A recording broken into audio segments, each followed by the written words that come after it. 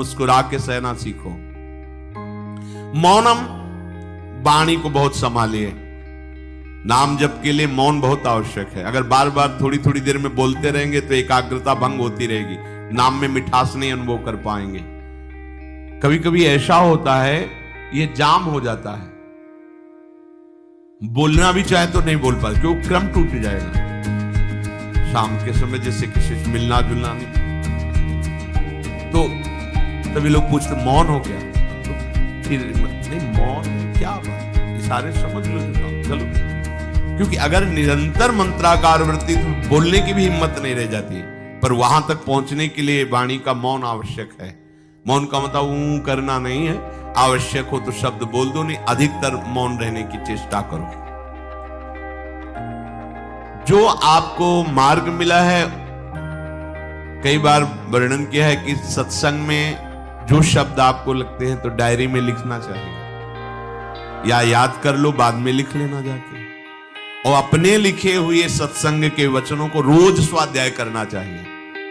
अमुक तारीख के सत्संग में ये पॉइंट, और उनको बार बार, ऐसा नहीं कि आपको ही कह रहे हैं, जहां जहां संत मिले जो जो बोले उनके सामने तो लिखा पड़ी नहीं, पीछे हट के लिखना। 2 डायरी हैं, एक सन्यास की है, एक वैष्णव मार्ग, दोनों को गुरुजनों की, महापुरुषों की वाणी को एकदम एकाग्रता से सुनाओ। जब अलग हटे तो सबसे पहला काम, इस तारीख को इस महापुरुष ने ये शब्द बोला, और उन्हीं का बार बार स्वाध्याय करना। क्योंकि सब शास्त्रों में कहां हम दौड़े घूमेंगे, महापुरुष जन सब शास्त्रों का सार बोलते, उसे लिख लिया। सरलता, आपका जीवन सरल होना चाहिए। छल कपट द्वंद, मुख में कुछ और, हृदय में कुछ और, आचरण में कुछ और, ये दुष्ट पुरुष का लक्षण है। उपासक का, शिष्य का लक्षण नहीं है। दुष्टता का त्याग करो। हृदय में कुछ और चल रहा है, वाणी से कुछ और बोल रहे हो, आचरण में कुछ और है, ये दुष्ट पुरुष का लक्षण है।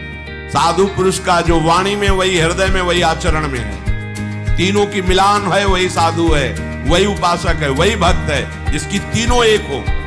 वाणी से जो बोला वही हृदय में है, जो हृदय में वही आचरण में है। जहां वाणी से कुछ बोल रहे, हृदय में कुछ चल रहा है, आचरण कुछ और बता रहे हैं, ये ठीक नहीं। सरलता का तात्पर्य है मन, वचन और कर्म, ये तीनों एक होने चाहिए। अहिंसा, वाणी से, शरीर से किसी को भी कष्ट ना पहुंचे, ऐसी अंदर धारणा रखो। वो अपने संकल्प विकल्प करके कष्ट भोगे, उसकी बात, हमारे द्वारा किसी को कष्ट ना पहुंचे, ये हमारी धारणा हो।